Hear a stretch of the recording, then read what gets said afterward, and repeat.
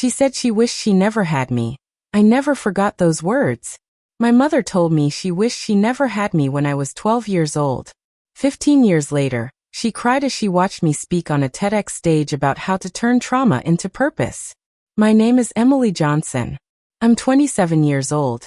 And this is the story of how the cruelest words I ever heard became the fuel that drove me to the top of my profession and turned me into one of the most respected psychologists in the United States. It all started on a Saturday morning in March of 2008, in our small house in a working-class neighborhood of Newark, New Jersey. I was 12, my brother Ethan was 10, and my family was going through yet another financial crisis, just one of the many that shaped my childhood. My dad, Mark Johnson, was an auto mechanic, working odd jobs whenever he could find them. My mom, Lisa Johnson, worked as a janitor in an office building downtown and carried the heavy emotional burden of trying to hold our family together on a shoestring budget. Our home was a typical row house, common in older parts of the city. 2 tiny bedrooms upstairs, a cramped living room and kitchen downstairs, one bathroom that always seemed to have something leaking, and a backyard barely bigger than a walk-in closet.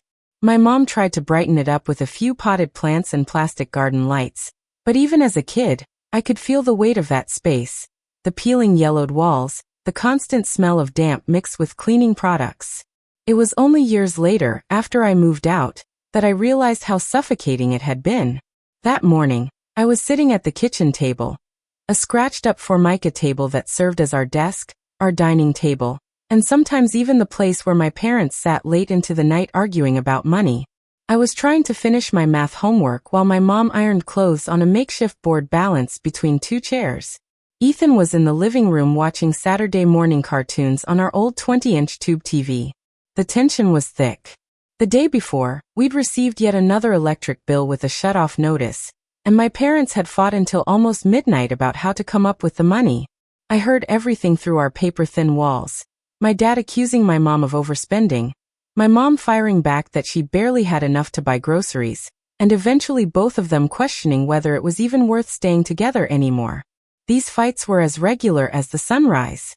They always followed the same painful script. Start with money, move to blame, end with regrets about the life choices that brought them here.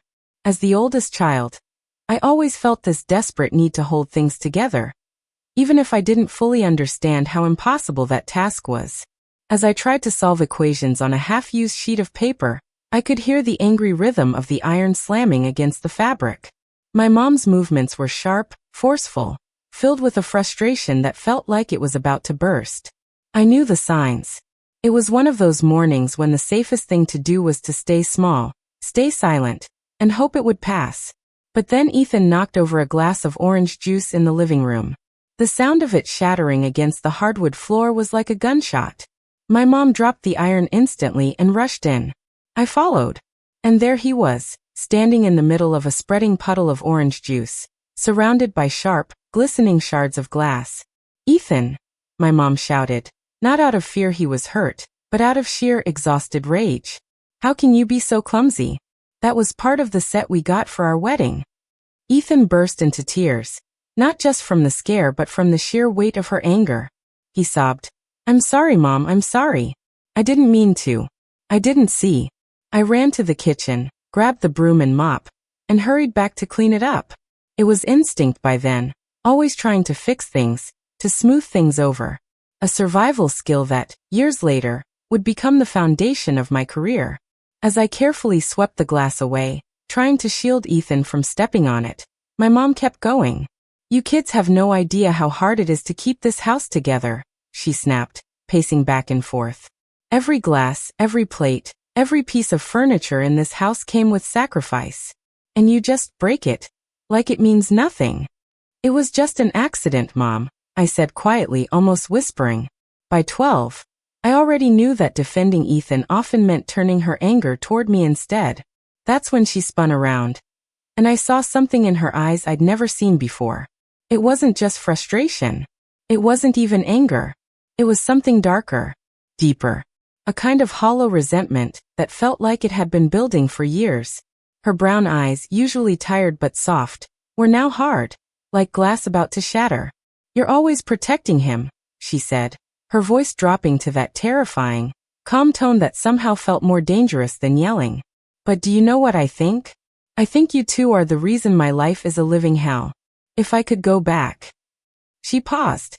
And in that loaded silence, my heart pounded so hard it felt like it might explode. Something deep inside me already knew that whatever she was about to say, it would change everything. If I could go back. I wish I never had you. Especially you, Emily. The words came out like bullets. I wish I never had you. Not. I'm stressed and didn't mean it. Not. You kids drive me crazy sometimes. No. It was clear, precise. I wish I never had you. A complete rejection of my existence.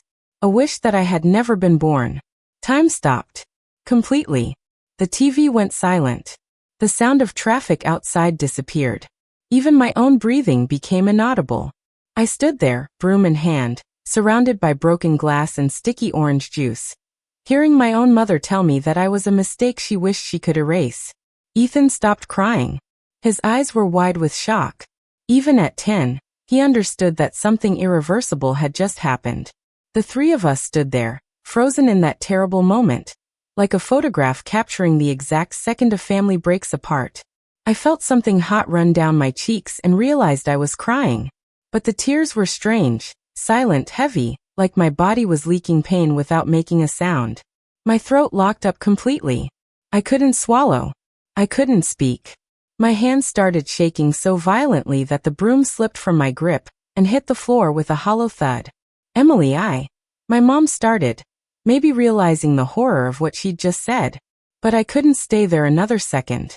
I couldn't breathe in the same air as someone who had just told me that my existence was a regret. I ran to my room. The tiny space I shared with Ethan. 2 twin beds crammed so close together we barely had space to walk between them. I locked the door, collapsed onto my bed, the one under the window that faced the neighbor's backyard, and finally let the sobs come full force. I cried harder than I had ever cried in my life. It wasn't just sadness. It was a physical, visceral pain, like someone had cracked open my chest and ripped something vital out of me. It was the pain of realizing that the one person who was supposed to love me unconditionally actually regretted that I existed. It was the pain of understanding that I wasn't just unwanted in that heated moment. I had been unwanted all along. For hours, I listened to the sounds of the house. My mom finishing cleaning the mess, Ethan being called for lunch, my dad coming home from work and being told about the broken glass. But no one came to check on me. No one knocked on my door to ask if I was okay. No one apologized. No one tried to explain that it was just a moment of anger. Nothing.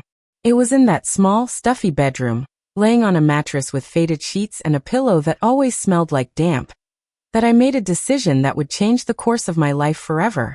If my mother wished she never had me, then I would become someone so extraordinary that she'd be forced to admit she had made the biggest mistake of her life by saying those words. It wouldn't be a cruel or destructive revenge. It would be revenge through excellence, through accomplishments so undeniable, so remarkable, that they couldn't be ignored or dismissed. I would become someone any mother would be proud of. And when that day came, the words, "I wish I never had you," would echo in her mind like a sentence of eternal regret. That very afternoon, with my eyes still swollen from crying, I grabbed an old notebook and started writing goals. Get the highest grades in school. Earn a scholarship to a good university. Graduate into a respected profession. Build a life so successful that it would be impossible to overlook. I didn't yet know what profession I wanted, but I knew it had to be something that helped people. Maybe because I so desperately needed help myself in that moment. Or maybe because deep down, I already understood that the only way to give meaning to pain is to turn it into purpose. In the days that followed, my mom made a few awkward attempts to reconnect. Emily, do you want to help me make dinner?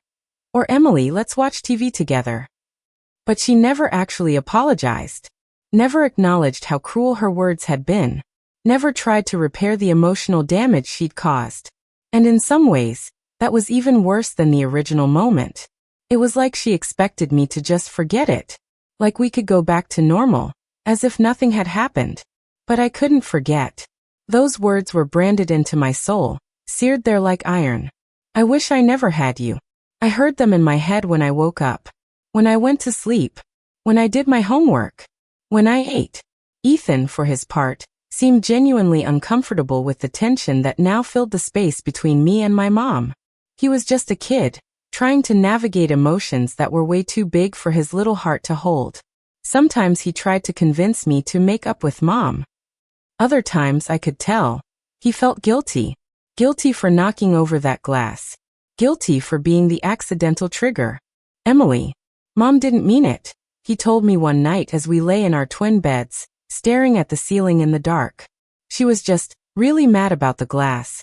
But she loves you. How do you know? I asked, my voice colder than I meant it to be. Because she's our mom.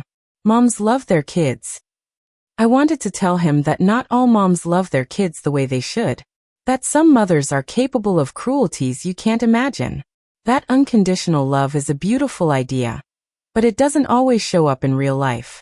But he was too young to carry that truth. So I just said, maybe. Weeks turned into months, and the dynamic in our house shifted permanently. I became quieter, more focused on school, more emotionally independent. I stopped trying to earn my mother's approval. I stopped trying to smooth over family conflicts. I stopped feeling responsible for the fragile harmony of our home. At school, no one noticed the change right away, because I'd always been the quiet, disciplined kid.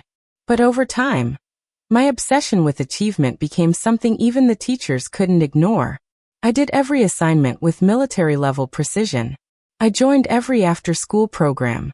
I pushed for perfect grades with a desperation that probably scared anyone paying close enough attention. Emily's different this year. My English teacher, Mrs. Collins, said once during a parent-teacher conference that my mom attended mostly out of social obligation, not genuine interest. She's always been a good student. But now, it's like school isn't just something she does. It's her mission. My mom nodded vaguely, not realizing that the intensity they were noticing came directly from the words she had thrown at me that morning. I was, quite literally, studying to prove that I deserved to exist. That my life had value. That she was wrong to wish I hadn't been born. By 7th grade, I was pulling a 4.0 GPA, the highest in the entire school. By 8th grade, I wasn't just keeping my grades flawless. I was competing in math competitions, essay contests, science fairs. I started winning. Medals. Certificates. Awards. I hung them on my side of the bedroom, building a wall of achievement. Tiny, fragile monuments to a kid desperate to prove her worth. Dang, Emily, you're turning into a genius, Ethan would say sometimes, genuinely amazed by how far I was going. He didn't realize that behind every medal, every perfect score, every A+, was a girl fighting like hell to convince her own mother that she was worth loving. Then, in 9th grade, something happened that would change everything. I met the person who would completely shift my view of what my future could be. Her name was Dr. Rachel Lewis, the school psychologist. She was in her 40s, with curly hair always tied back in a loose bun, colorful glasses, and a way of speaking that made anyone feel truly seen. She had arrived as part of a city program to provide mental health support to low-income schools. And pretty quickly, she started noticing certain students who might benefit from a little more attention. I was one of them. Not because I was struggling academically, far from it, but because my intensity stood out. Emily, could I talk with you for a bit? She asked one Thursday afternoon after science class. I was sitting there, organizing my notebooks with the hyper-focused discipline I'd developed, triple-checking that every assignment was perfect, every deadline accounted for. We walked together to her office, a small but cozy space the school had carved out for her. 2 soft armchairs sat across from each other, with a little coffee table between them. Bookshelves lined the walls, filled with psychology books, plants she'd brought from home, and a few calming posters with quiet, encouraging words. I just want to get to know you a little better, she said, her voice warm but genuinely curious. Your teachers say you're absolutely exceptional, but they've also noticed you seem a little overwhelmed sometimes. At first, I tried giving surface-level answers. That I was fine. That I liked school. That I just wanted a better future than my parents had. But Dr. Lewis had this way of asking questions that cut straight to the heart of things. It was like she could see right through the masks I'd spent years building. Emily, she asked after a few sessions, her voice gentle but piercing. Do you feel like you have to be perfect all the time? Like your worth depends on what you achieve? It hit me like a punch to the gut. That was exactly it. I had internalized this belief that I needed to be extraordinary to deserve love, to deserve existence, to make up for the mistake my mother saw in me. Sometimes, I admitted, my voice coming out smaller than I meant it to. And where does that pressure come from? Do your parents expect those grades from you? I let out a bitter laugh. My parents barely notice my grades. They've got other things to worry about. It was during those conversations with Dr. Lewis that I began to understand the deep complexities of emotional trauma, dysfunctional family dynamics, and how children absorb harmful messages from the people who are supposed to love them most. She never once tried to convince me to forgive my mother or minimize what had happened. Instead, she helped me understand how to transform that pain into something healthier. Emily, she said during one of our final sessions before I finished middle school, you have something really rare, the ability to turn adversity into drive. But you have to be careful with it. You can't spend your whole life trying to prove your worth to other people. So how do I use it the right way? I asked, genuinely wanting to know. Turn it into purpose, she said. Don't study to prove you deserve to exist. Study to become someone who can help others survive what you've survived. Use your pain as fuel to make a difference. That was the moment I decided I wanted to become a psychologist. Not to prove something to my mother, but to be for others what Dr. Lewis had been for me. A person who validated pain, who offered clarity, who showed the way to turn trauma into strength. Through high school, my determination only grew. I knew that to study psychology at a top university, I needed flawless grades, and ideally a scholarship.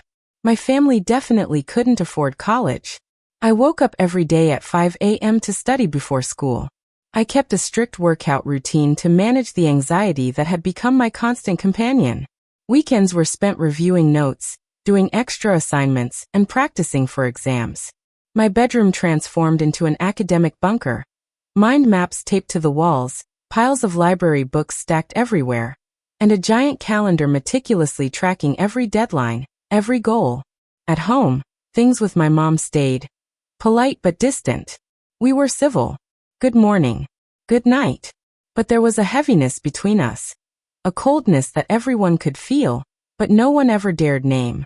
It was like those words from years ago had built a wall neither of us knew how to tear down. My dad, Mark, occasionally tried to smooth things over. Emily, your mom's really proud of those grades. Or Lisa, tell Emily what you told the neighbor about how smart she is. But it always felt forced. Superficial. Like even he didn't fully understand why things between us felt so broken. Ethan, now in middle school himself, had become the emotional bridge between me and the rest of the family. He'd tell me about his day, ask for help with homework, and sometimes casually drop things he overheard from our parents. Dad told Mom you're definitely gonna get into a really good college, he said one night as we worked side by side at the kitchen table. They're proud, I think. You think? I asked, not looking up from the history textbook. It's weird, right? They say it to other people, but not really to you. It was a sharp observation for a 13-year-old. My parents had indeed developed the habit of bragging about me. To neighbors, relatives, anyone who'd listen, but rarely, if ever, said it to me. It was like they could acknowledge my achievements intellectually, but not emotionally. In my senior year, my drive reached a level that even some teachers started to worry about. I was studying 12 hours a day, taking every SAT prep class available, tutoring neighborhood kids to pay for extra lessons in calculus and writing. I had spreadsheets tracking every test score, every GPA calculation, every possible scholarship opportunity. Emily, you need to slow down, said Mr. Ramirez, my AP biology teacher, after I'd bombarded him with 47 questions about molecular genetics in one class. You're more prepared than most college freshmen I've ever met. But I couldn't slow down. Every missed point on a quiz, every mistake on a practice test, every tiny slip-up felt like confirmation of that old voice whispering that I was still the mistake my mother had regretted. College wasn't just a goal. It was the ultimate proof that I deserved to exist. By November of my senior year, I was applying everywhere. NYU, Columbia. Rutgers. UPenn. My choice for every application? Psychology. Psychology? My dad asked one evening in one of our rare direct conversations about my future. Do psychologists make good money? Enough to live well, I answered, sidestepping the fact that my motivation had nothing to do with money. The waiting period for results was brutal. I had done everything humanly possible, but now it was out of my hands. Depended on how others performed, on cutoffs, on whether I hadn't bubbled in the wrong answer accidentally. December. January. I kept studying, just in case I had to try again.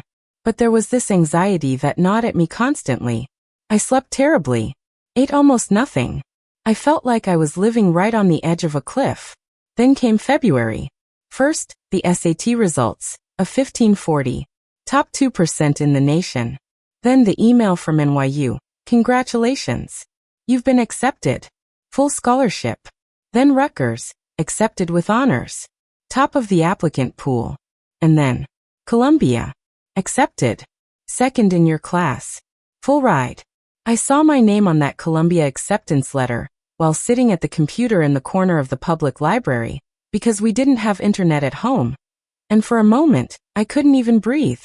My hands shook. My vision blurred. I'd done it. I was in. Not just in, but accepted into one of the best universities in the country, for the program I'd fought so hard for. I had proof. Undeniable, irrefutable proof that I was not the mistake my mother once said I was. I ran home, literally sprinted down the streets of our neighborhood in Newark, my heart pounding so hard it felt like it might explode. I burst through the front door, yelling at the top of my lungs. I got in. I got into Columbia.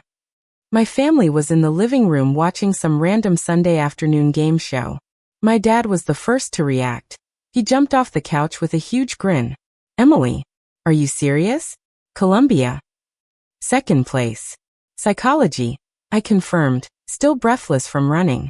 Ethan jumped up from where he was playing with his toy cars on the floor and threw his arms around me. My sister's a genius.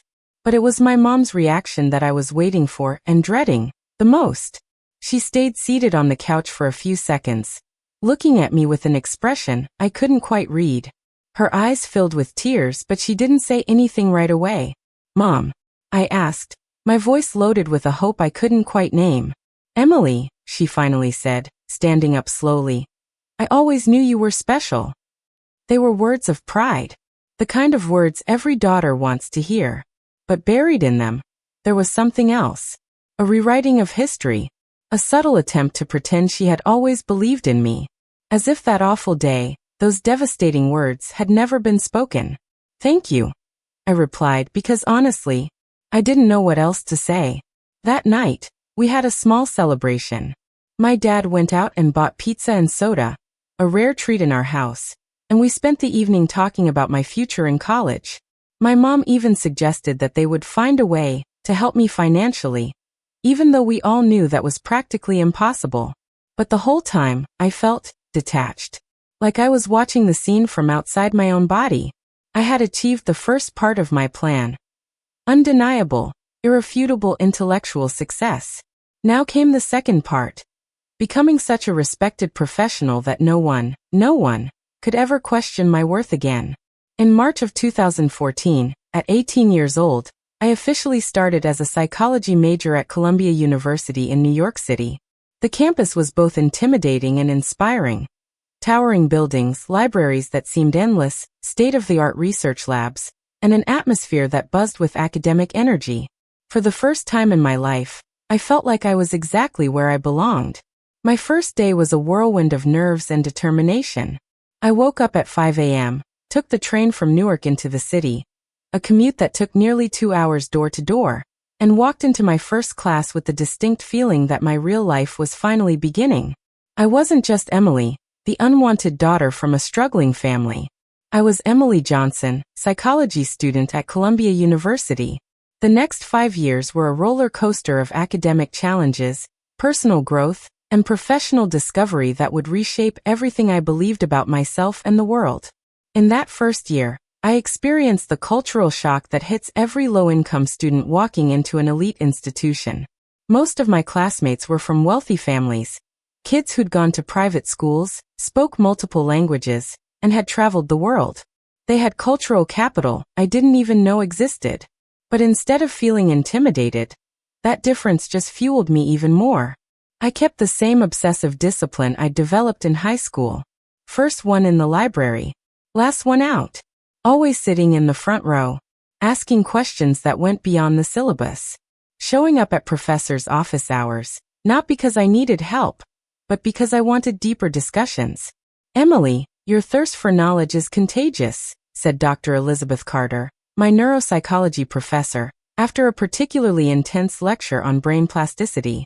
Have you ever considered going into academia? The thought of becoming a professor and researcher had started to bloom in the back of my mind.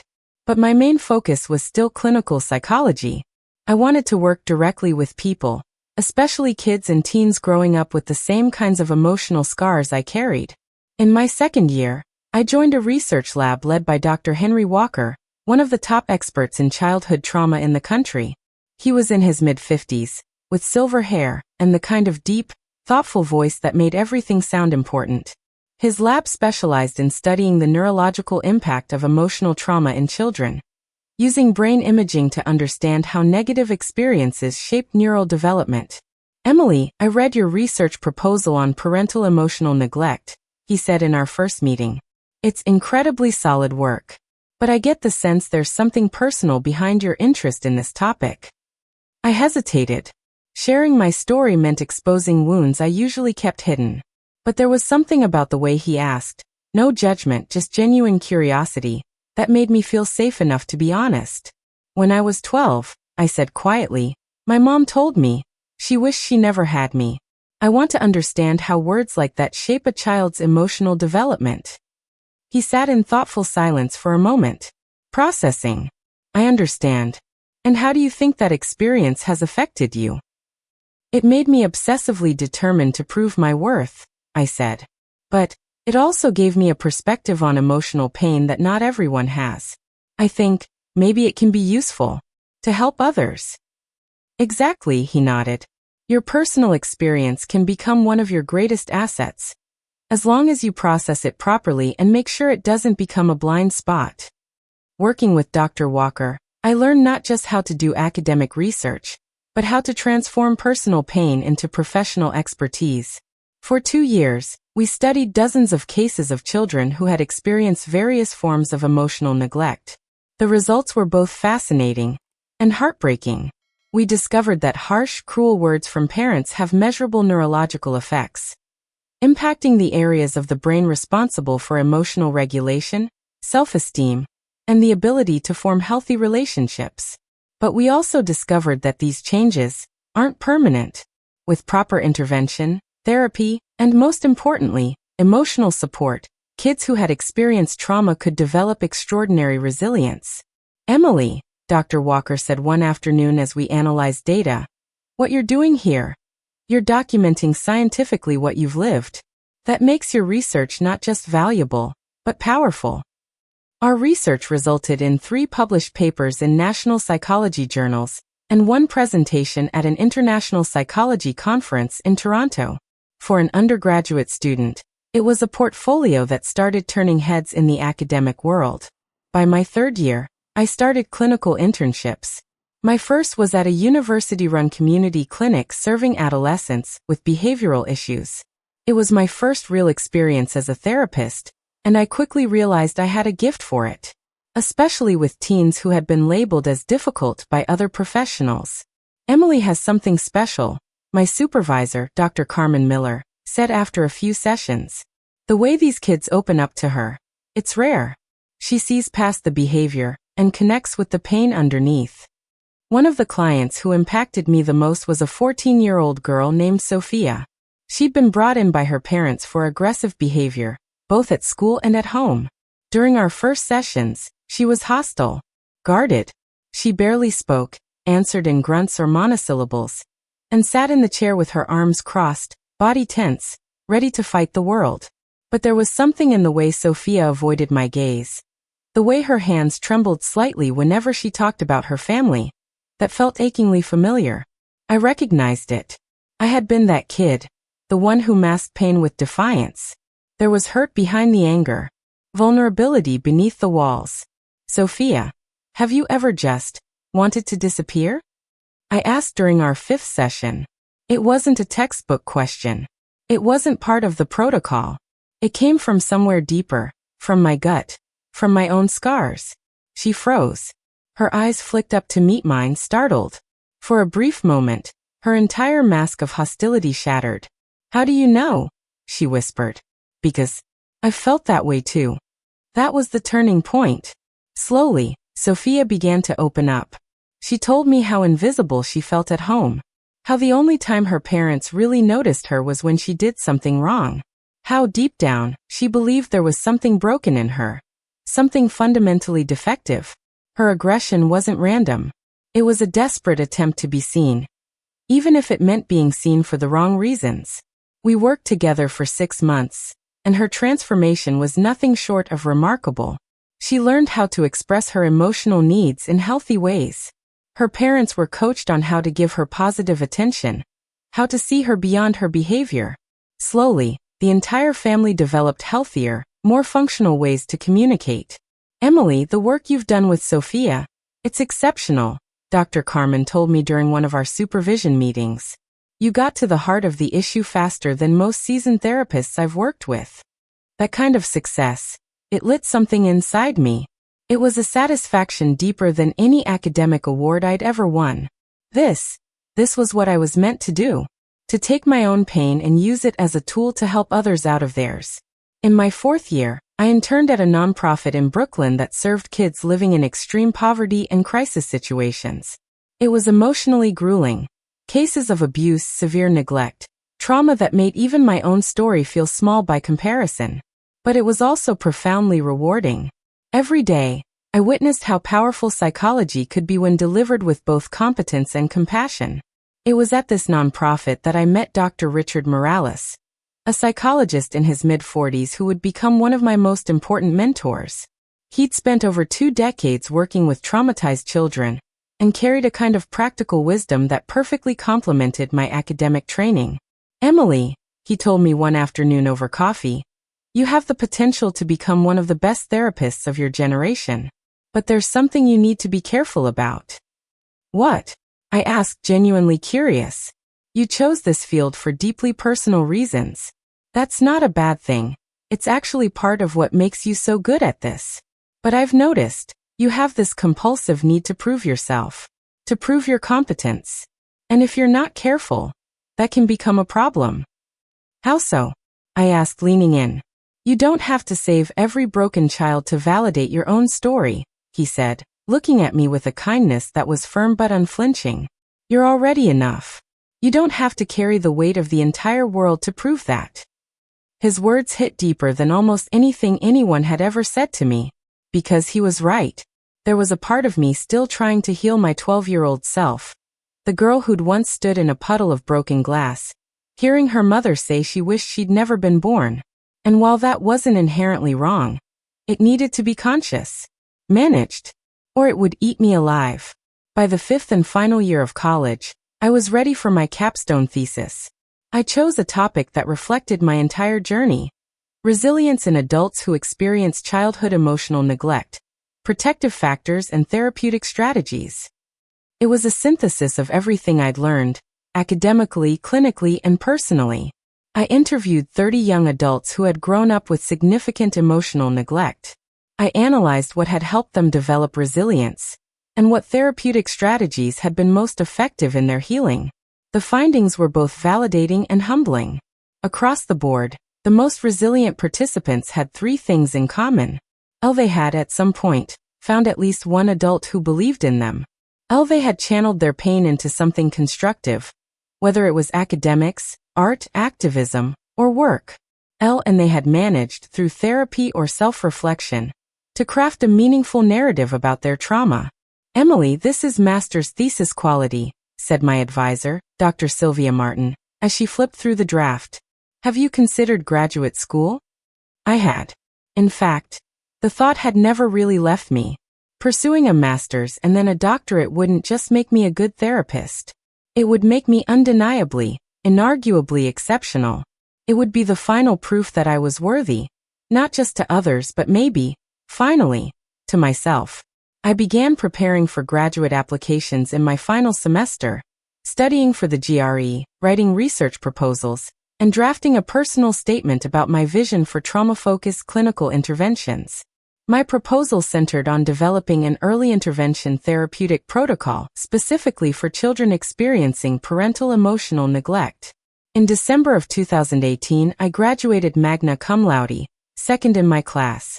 Sitting in the auditorium at Columbia in my cap and gown, I felt pride, relief, but also this strange, gnawing sense of incompleteness. I had checked every box, achieved every goal, and yet, something still felt unfinished. I had become the kind of person any parent would be proud of. But I couldn't shake the knowledge that the person whose approval I'd spent my life chasing had once told me she wished I didn't exist. At the graduation party, my family showed up in full force. My parents, Ethan, aunts, uncles, cousins, they were all there. Dressed up, smiling, clearly proud, but also visibly uncomfortable in the academic environment. My mom wore her best dress, had gotten her hair done, and smiled with what seemed like genuine pride. "Emily, I still can't believe my daughter graduated from Columbia," she said, hugging me tightly. "You are the pride of this family." Beautiful words. The kind of words any daughter longs to hear. But I couldn't stop thinking. How does someone go from, "I wish I never had you," to "You are the pride of this family," without ever acknowledging the in-between? "Thank you, Mom," I said politely, because by then, I'd learned how to be civil, even when my heart was screaming. In March of 2019, I began my master's program in clinical psychology with a concentration in childhood trauma and family systems. My research advisor was Dr. Walker, the same mentor who had guided me during undergrad. My thesis proposal aimed to develop a therapeutic model specifically designed for children suffering from emotional neglect by their parents. Those 2 years were the most intense and productive of my life. I developed an innovative therapeutic protocol called Narrative Reprocessing Therapy for Parental Trauma, NRPT. It blended trauma-focused cognitive behavioral therapy with narrative therapy techniques, specifically tailored for children whose emotional wounds were inflicted by their own parents. The pilot results were astounding. Kids who had suffered emotional neglect showed significant improvements in self-esteem, emotional regulation, and relational skills after just 12 weeks of NRPT. "Emily," Dr. Walker told me during one of our meetings, "you're building something that could revolutionize how we treat childhood emotional trauma. Your work has a level of sensitivity and depth that clearly comes from your own experience." During my master's, I also started seeing private clients at a clinic in downtown Manhattan. Word spread quickly. I built a reputation as the therapist who specialized in the hard cases. The kids and teens other therapists had labeled resistant or impossible to treat. My waitlist grew faster than I could have imagined. Referrals started coming from other professionals who recognized that I had a unique ability to connect with children deeply wounded by emotional neglect. It was incredibly rewarding, but also emotionally taxing. Every case brought me face to face with a variation of my own childhood pain. In 2021, I defended my master's thesis, with distinction, in front of a panel that included some of the top childhood trauma experts in the country. The defense lasted 3 hours, during which I presented results that even the most critical examiners described as groundbreaking. Ms. Emily Johnson, the committee chair, said as the defense concluded, "It is with great pride that we approve your thesis and recognize your work as a genuinely innovative contribution to our field. We sincerely hope to see you continue this research at the doctoral level." I applied for the PhD program immediately, proposing an even more ambitious project, a longitudinal study on the long-term effects of parental emotional neglect and the comparative effectiveness of different therapeutic interventions. It would be a 4-year research project that could position me as one of the leading experts in the field nationwide. Around the same time, I started getting invited to speak at conferences and universities. My first public lecture was at a psychology conference in Washington, D.C., in front of an audience of 200 professionals. My topic: invisible parental trauma, recognizing and treating emotional neglect in children. During the talk, I shared carefully professionally pieces of my own story. I explained how my personal experience informed my therapeutic approach. The response was overwhelming. Dozens of professionals approached me afterward, eager to learn more about my work. Dr. Johnson, one colleague said afterward, your talk was both scientifically rigorous and deeply moving. It's rare to find someone who can balance personal experience with academic expertise so beautifully. In 2022, I published my first book, Healing the Invisible, Understanding and Treating Childhood Emotional Trauma. It blended psychological theory, research findings, and anonymized clinical cases to offer both professionals and parents a comprehensive understanding of how words, and the absence of nurturing, can leave lifelong scars on children. The book became an unexpected success, selling over 30,000 copies in its first year. Universities began adding it to psychology curriculums. I started receiving invitations for radio and TV interviews, always introduced as a specialist in childhood trauma and dysfunctional family dynamics. During one morning show appearance, the host asked a question that caught me completely off guard. Dr. Johnson, your passion for this subject, does it come from personal experience? I paused. For a brief second, I looked into the cameras broadcasting live to millions of viewers. This was the moment. The moment I could choose whether to share my truth or keep it hidden. Yes, I said finally, steadying my voice. It does. When I was 12 years old, my mother told me she wished she'd never had me. Those words have stayed with me every day since. But they also became the fuel behind everything I've built. My education, my career, my commitment to helping others understand how something as invisible as emotional neglect can leave wounds just as real as physical ones. There was a long silence in the studio. The host, visibly moved, leaned forward. And how did your mother react to your success? My family today expresses pride in my accomplishments, I said carefully. But we've never had a direct conversation about that moment. It's as if they expect me to simply forget, to pretend it never happened. The interview went viral. Hundreds of messages flooded my inbox. People, some strangers, some colleagues, shared their own stories. Many said they had heard the same kind of words from their parents.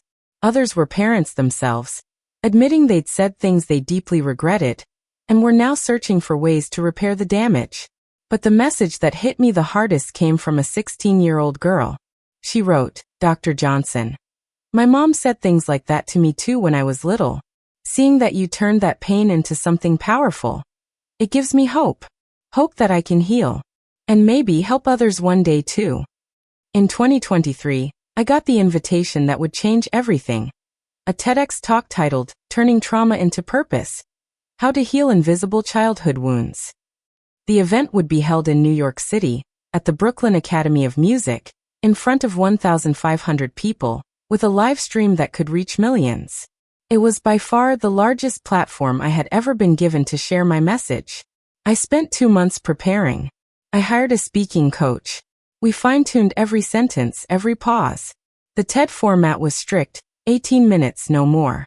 In those 18 minutes, I had to tell my story and deliver a message that could change the way people think about childhood trauma forever. On the morning of September 15, 2023, I woke up at 5 a.m., nervous, determined, and ready. I arrived at the theater by 2 p.m. for final sound checks. The stage was massive. The signature red TED carpet lay in the center, surrounded by perfect lighting and cameras that would broadcast this moment to the world. When I stepped onto the stage for the first mic check, a wave of emotion hit me so hard I had to blink back tears. This was it. The moment I would turn my private pain into a public tool for healing. My talk was scheduled for 5:30 p.m. At 4 p.m., I checked my phone, and there it was. A message I never expected. Emily, we are all so proud of you. We'll be watching. Mom. It was the first spontaneous message my mother had sent me in years. And she chose this day, this moment, to send it. The timing felt symbolic, bittersweet, beautiful, complicated. At exactly 5:30 p.m., my name was called. I walked to the center of the stage, adjusted my mic, looked out at the crowd of 1,500 faces. then straight into the camera, and began. When I was 12 years old, my mother told me she wished she'd never had me. That sentence changed the course of my entire life, but not in the way you might think. For the next 18 minutes, I told my story, the cruel words that shattered my childhood, the obsessive drive that fueled my academic and professional success, the years of research into childhood trauma, the creation of new therapeutic models, and most importantly, how I had turned my deepest wound into my life's greatest purpose. Today, as a psychologist specializing in childhood trauma, I work with dozens of kids who've heard variations of the same sentence I once did. And let me tell you, words have the power to wound, but they also have the power to heal. My mission is simple: to make sure no child ever has to carry the weight of cruel words alone. I ended the talk with a message aimed directly at every parent, every caregiver, every person watching.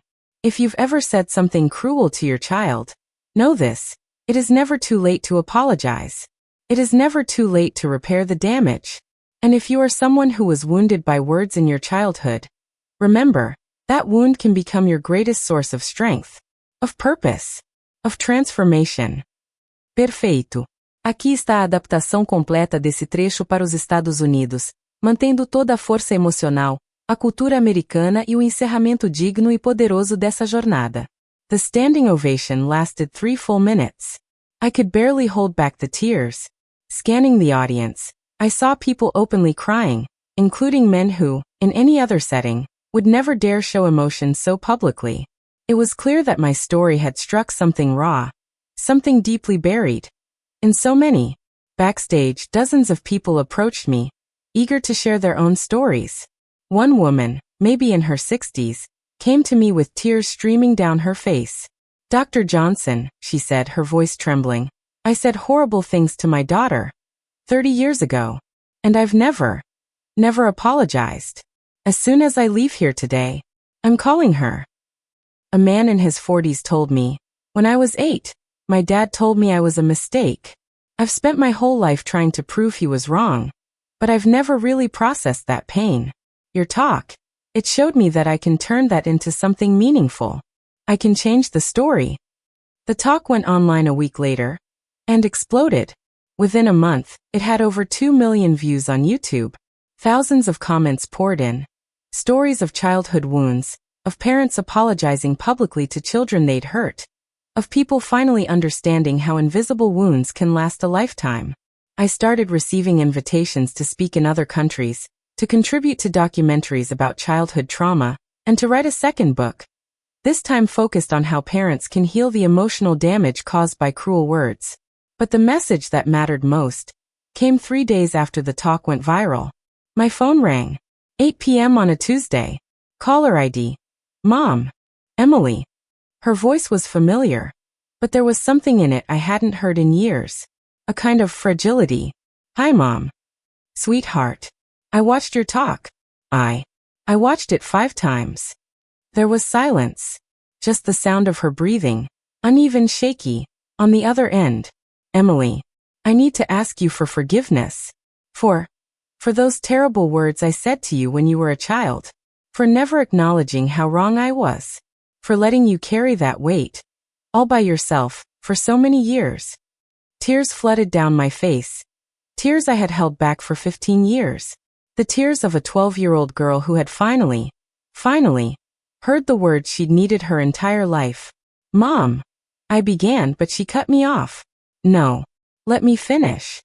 Her voice cracked. "I was wrong. Completely, utterly wrong. You were never a mistake. You were never unwanted. I was drowning in my own frustration, in my own failures, and I took it out on you in a way that was unforgivable." She was crying now, really crying, and so was I.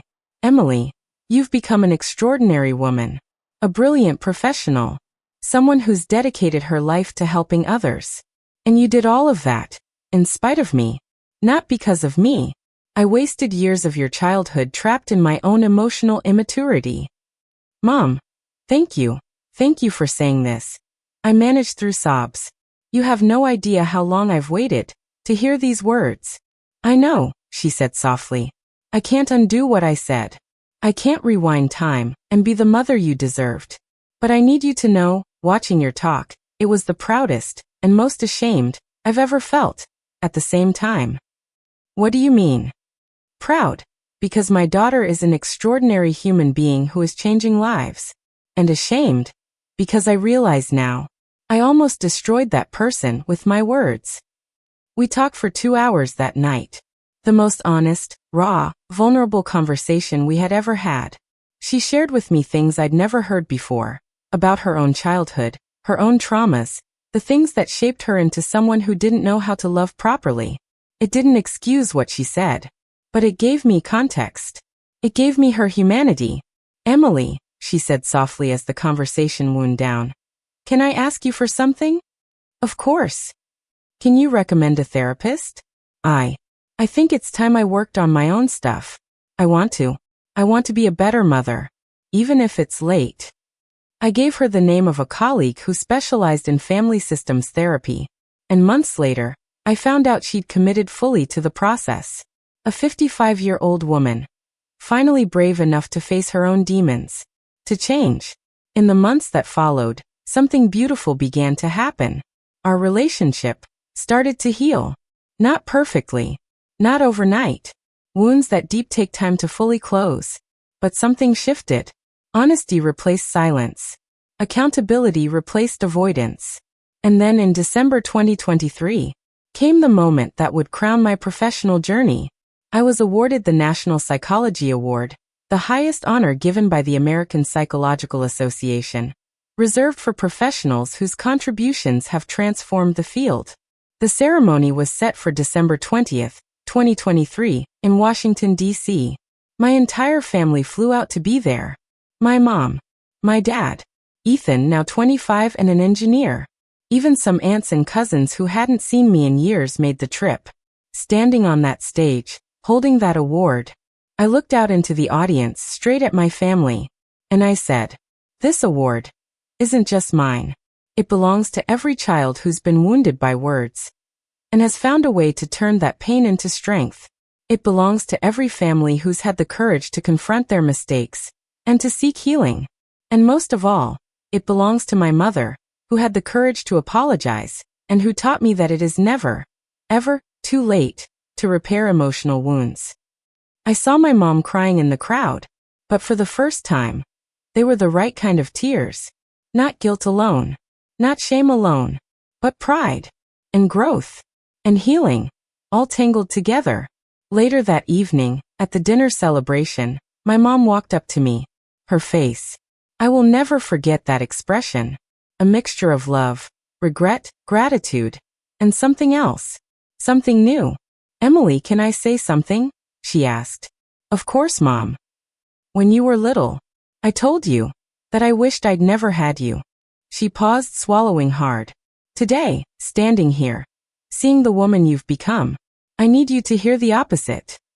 She took my hands in hers. Having you was the best thing that ever happened to me. Not because of your success, not because of your awards, but because you taught me what it means to be human. You taught me about forgiveness, about growth, about the fact that people really can change. I tried to speak, but no words came. You could have hated me forever, she continued. You could have walked away, built your life without ever looking back. But instead, you chose to turn your pain into healing, not just for yourself, but for hundreds, maybe thousands, of children who will never have to carry the same weight you did because of you. She squeezed my hands tighter. Emily, I have learned more about being human, watching your journey, than in all the 55 years I lived before it. Thank you for giving me the chance to become a better mother, even if it's later than it should have been. In that moment, sitting in a beautiful ballroom in Washington, D.C., holding the highest award in my field, I realized something. I hadn't just proven that I was worthy. I had turned my pain into purpose, my wound into a tool for healing, my trauma into expertise that was changing lives. And most importantly, I had learned that the most powerful revenge isn't making those who hurt you suffer. It's becoming so undeniably extraordinary that they are forced to face their mistakes and grow because of you. Today at 32, I run my own institute for childhood trauma research. My client list now includes some of the most influential families in the country, and I regularly speak at international conferences about the therapeutic innovations I've developed. But what makes me proud isn't the titles, the awards, or the recognition. It's knowing that I turned the cruelest words ever spoken to me into fuel for a career dedicated to ensuring that no child ever carries the weight of that kind of pain, alone. My mom is still in therapy, working through her own wounds. Our relationship today is honest, loving, and built on mutual accountability. She's become one of the most vocal supporters of my work. She often shares my TEDx talk with friends and encourages other parents to seek professional help when they realize they've emotionally hurt their children. And every time I sit with a child who tells me about cruel words they've heard from their parents, I say the same thing. Those words don't define you. They only show that the people who said them are struggling with their own pain. But you can choose to turn that pain into strength, into the extraordinary person you already are deep inside. Because in the end, I've learned that the most powerful evidence of our worth doesn't come from anyone else's approval. It comes from the extraordinary life we choose to build, when we believe in ourselves, even when no one else does. I wish I never had you. Became thank God you exist. And that transformation didn't happen because I convinced my mother to change her mind. It happened because I built a life so meaningful that even the person who once wounded me had no choice but to recognize my worth. This is my story. This is my proof. And this is my message to anyone who has ever heard cruel words from someone who was supposed to protect them. Your wounds can become your greatest source of strength if you choose to turn them into purpose. Today, 3 years after receiving the National Psychology Award, my life looks like something I once thought was only possible in dreams. At 35, I lead the Emily Johnson Institute for Childhood Trauma, an organization that serves over 500 families a year and trains mental health professionals across the country. The institute is housed in a 3-story building in Brooklyn, New York, which I purchased and renovated specifically to create a healing space for traumatized children. The walls are painted in soft blues and greens. There are indoor gardens where kids help care for the plants. Every therapy room is designed to radiate safety, comfort, and calm. At the main entrance, a bronze plaque displays the Institute's motto, turning wounds into strength, one child at a time. Below it, in smaller letters, is a quote I wrote years ago. Words have the power to wound, but also the power to heal. My team now includes 15 trauma-specialized psychologists, 3 child psychiatrists, 2 social workers, and an operations director who handles the business side, so I can focus on what I do best, working with clients and developing new therapeutic approaches. The therapeutic model I created during my master's, Narrative Reprocessing Therapy for Parental Trauma, an RPT, is now being used in over 200 clinics nationwide. International interest has grown as well, with invitations to implement the program in Argentina, Chile, and Portugal, places where family dynamics closely mirror those in the U.S. Latino and immigrant communities. One of the most rewarding expansions of my work has been the creation of a program called Parents in Healing. It's specifically designed for adults, like my mother, who recognize that they've emotionally harmed their children and want to repair the damage. The program blends individual therapy, family sessions, and educational workshops on healthy communication and emotional attunement. Dr. Johnson.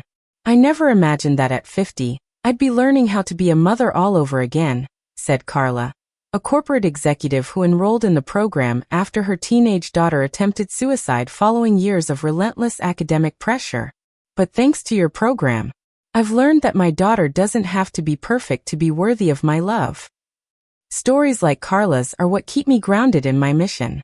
Every family that breaks the cycle, every child who learns how to express their emotions safely, every parent who gathers the courage to apologize for words that once wounded, is a victory over the kind of pain I carried for so long.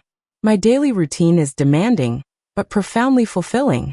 I wake up at 5:30 a.m. for meditation and exercise, because I've learned that my own mental health is just as important as the well-being of those I serve. I arrive at the Institute by 8 a.m., see between 6 to 8 clients a day, supervise junior clinicians, lead team meetings, and still carve out time to continue my doctoral research. Yes, I'm still pursuing my PhD, because even with all the recognition, I know there is so much more to uncover about childhood trauma and its long-term effects. My current dissertation explores intergenerational trauma, how parents who were emotionally neglected as children unintentionally pass on dysfunctional patterns to their own kids. Emily, do you ever stop? Ethan asked me over a family lunch last month. My brother, now 28, is a mechanical engineer, married to a teacher named Lily, and they just told me I'm going to be an aunt in 6 months. I stopped being someone obsessed with proving my worth, I told him, slicing into a lasagna our mom had baked. Now, I work this hard because I love what I do, not because I need to prove anything anymore. It was true. Somewhere along the way, my motivation had transformed. I no longer woke up thinking about how to impress anyone. I woke up thinking about how many children I could help that day, what therapeutic innovations I could create, how I could use my platform to educate the world about the critical importance of childhood mental health. And remarkably, our family dynamic has transformed too. My mother, who just completed her 3rd year of therapy, is now one of the most outspoken advocates for my work. She regularly participates in parent workshops at the Institute, sharing her own story as living proof that it's never too late to change. I hurt my daughter with words, she told a packed auditorium of 300 parents during a recent workshop, her voice steady but full of emotion. For years, I pretended it didn't happen. I hoped she'd forget. But trauma doesn't heal with silence. It heals with honesty, accountability, and hard emotional work. Watching my mother stand on stage, openly discussing her mistakes and what she's learned, was surreal.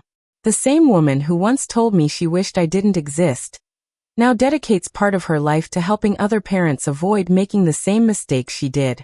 Susan, your courage is inspiring, one mom in the audience said during the Q&A session. How did you find the strength to face the pain you caused? My mother smiled, a little sad, a little proud. Because my daughter didn't give up on me, she said. She showed me that people really can change, if they have the courage to face their truth. My daughter is the one who taught me that courage isn't about never being afraid, my mom said, looking right at me. Courage is feeling the fear and doing the right thing anyway. Emily could have hated me forever. She could have walked away. But instead, she chose to give me a chance to grow. And that taught me that real love sometimes requires us to face our worst selves. Conversations like this have become common in our family now. We've built a culture of emotional honesty that years ago would have been unimaginable. We talk openly about our feelings. We process conflicts in healthy ways. We've created an environment where vulnerability isn't seen as weakness, but as strength.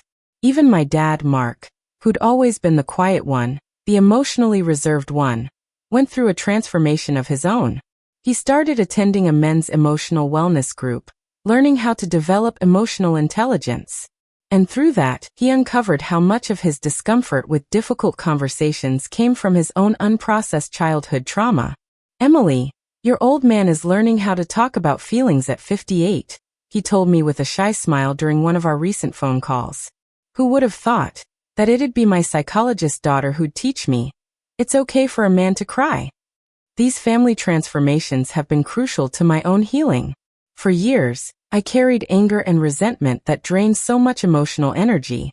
But now, our family has become living proof that relationships can be repaired when there's a genuine willingness to change from everyone involved. The success of my book, Healing the Invisible, opened doors I never could have imagined. Last year, I signed a contract for a series of books on childhood mental health, each focusing on a different aspect of emotional development. The second book, Words That Heal, How Parents Can Repair Emotional Wounds, launches in 6 months and has already hit 50,000 pre-orders.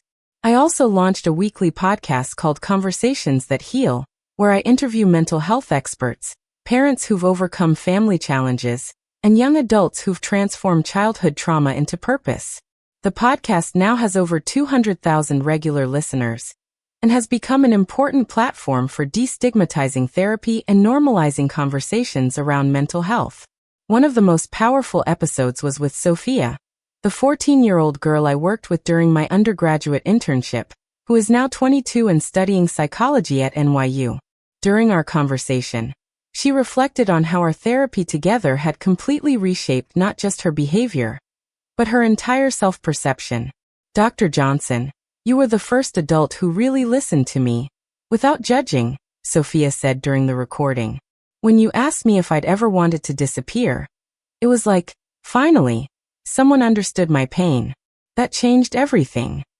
Today, Sophia works as a peer mentor at the Institute, helping other kids who are walking the same painful path she once did. Watching former clients become agents of healing is one of the greatest rewards of my work. My personal life also found a balance I never thought was possible. 2 years ago, I met Gabriel, a 34-year-old pediatrician who works at a public hospital in Queens. We met at a child health conference, me speaking about emotional trauma, him presenting research on neurological development in underprivileged kids. Gabriel is the kind of person I didn't even know I was searching for. Someone who shares my passion for helping children, but who also reminds me to slow down, to breathe, to enjoy the simple moments. He has a laugh that's absolutely contagious, cooks better than any restaurant I've ever been to, and has the kind of infinite patience that makes me feel safe. Emily, you realize you talk about work, even when we're on vacation, right? He teased during our last trip to Maui, as we walked along the beach at sunset. Sorry, it's just that the case with Maria's been on my mind. He cut me off with a kiss. I'm not complaining, he said, smiling. I love how passionate you are about what you do. I just want to make sure you remember to leave space for your own happiness too. Gabriel has taught me that I can be deeply committed to my work without being consumed by it, that I can help others without abandoning myself. Our relationship is built on mutual respect, unconditional support, and, most importantly, the ability to be vulnerable with each other, without fear of judgment. 8 months ago, we moved in together, into an apartment in Brooklyn that we picked out as a team. It's cozy, bookshelves everywhere, half psychology, half pediatrics, plants in every corner, and a kitchen where Gabriel experiments with new recipes, while I sit at the dining table reviewing research papers. This emotional stability has allowed me to expand my work in ways I never felt ready to explore before. Last year, I launched a mentorship program for newly licensed psychologists who want to specialize in childhood trauma. It's an intensive 6-month program where I share not just therapeutic techniques, but also how to maintain emotional balance when dealing with heavy, heartbreaking cases. Dr. Johnson, how do you handle working with abused children without destroying yourself emotionally? Asked Carolina, one of my ments, during our last supervision session. I've learned, I told her, that I can't carry my client's pain as if it were my own. I can feel empathy. I can be fully present. But I also have to maintain boundaries so that I can continue being effective and human. That wisdom, it didn't come easy. It came through years of my own therapy. Yes, even as a therapist, I still sit on the other side of the room regularly. My therapist, Dr. Paul, is a 60-year-old psychoanalyst who helps me process not just my own life, but the emotional weight of holding space for so much pain. Emily, he said during a recent session, you've transformed your own wound into an exceptional professional tool. But remember, you still need to care for that 12-year-old girl who lives inside you. And he's right. No matter how much I've healed, no matter how far I've come, there will always be a part of me that remembers that devastating morning when I heard my own mother say she wished I'd never been born. The difference is that memory no longer defines me. It no longer limits me. It simply reminds me where I came from and why I do what I do. One of the most beautiful manifestations of my evolution has been a program I created called Voices That Heal. Once a month, we hold an event where young adults who overcame childhood trauma share their stories, offering hope to those still in the process of healing. When I was 8, my dad told me I was garbage, that I should have never been born, said Marcus, a 25-year-old teacher, during one of our events. Today, I'm an educator, and I've made it my mission that no child who walks into my classroom ever feels unwanted. Stories like Marcus's remind me every day that my experience was not unique. But my response to it, maybe was. Not every child who is wounded by cruel words finds a way to turn that pain into purpose. Many carry that unprocessed trauma into adulthood, unknowingly repeating the cycles of dysfunction. My mission is to make sure more and more of them don't have to. The international recognition of my work culminated last year, when I was invited to join the scientific committee of the International Association for Child and Adolescent Mental Health, a group of just 20 experts from around the world who meet quarterly to develop global guidelines for children's mental health. At our very first meeting in London, I was struck by how universal parental trauma truly is. Dr. Ahmed from Egypt shared data on emotional neglect in Arab families. Dr. Thompson from Australia presented research on generational trauma in Aboriginal communities. Dr. Yamamoto from Japan discussed the emotional consequences of extreme academic pressure on children in East Asia. Dr. Johnson, said Dr. Williams, the committee chair, during a session on global treatment protocols, your narrative reprocessing approach has shown consistent results across diverse cultures. This suggests that your model could be adapted worldwide.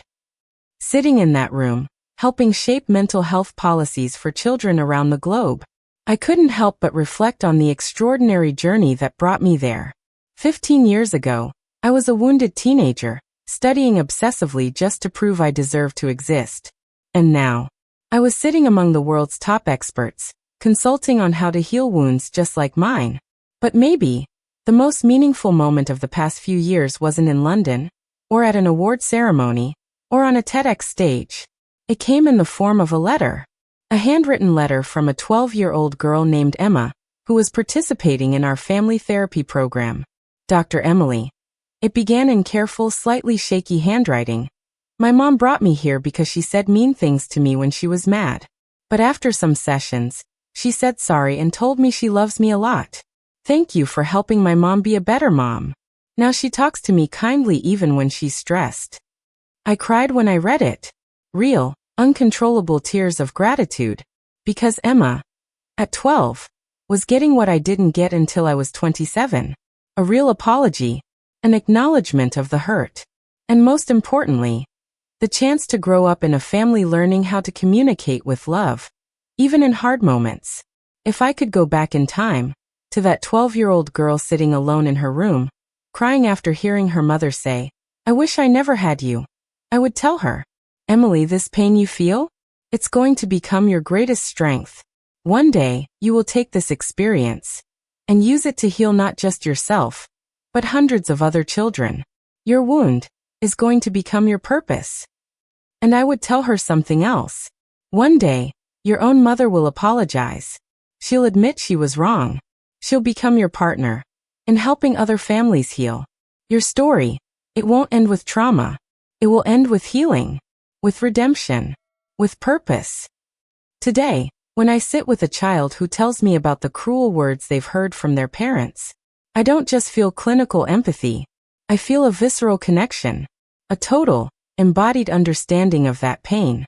And I can look into their eyes and say with absolute conviction, those words do not define you. You get to choose what you do with that pain. You can turn it into the strength that will lead you to extraordinary things. Because that is the most powerful evidence I can offer. A life transformed, a family healed, hundreds of other families positively impacted, and one wounded little girl who grew into a woman capable of helping others heal. I wish I never had you became thank you for existing and for teaching us how to love better. And that transformation proves something that no one, no cruel word, no painful memory can ever take away. No matter how devastating the words we've heard, we always have the power to decide what we do with them. If you're reading this story and you recognize parts of your own, please hear this. You are not alone. Thousands of children grow up hearing words that should never be spoken by the people meant to protect them. But your story does not have to end in trauma. You can choose to turn your pain into purpose, your wound into a tool for healing, your rejection into the fuel for extraordinary accomplishments. It's not easy. It doesn't happen overnight. But it's possible.